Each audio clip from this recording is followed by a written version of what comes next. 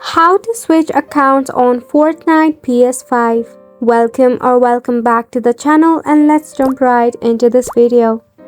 Starting off, you need to launch your Epic Games launcher in your device. Make sure that you are logged into your Epic Games as it is connected with your Fortnite. Now once you are in here, you need to go ahead and hover on your user icon, which is at the top in your right hand corner. Under this, you have to go ahead and select the option of account. It will open up a new tab with your account settings. In your left hand side, you will see some of the options. Tap on apps and accounts. Now from here, navigate to PlayStation Network. Then you need to select on the Connect bubble.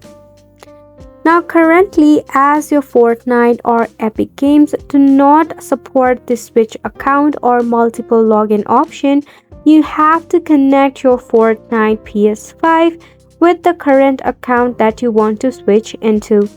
So that means you have to log out of your Fortnite, then you have to enter the credential of your new account to connect with your Fortnite in PS5.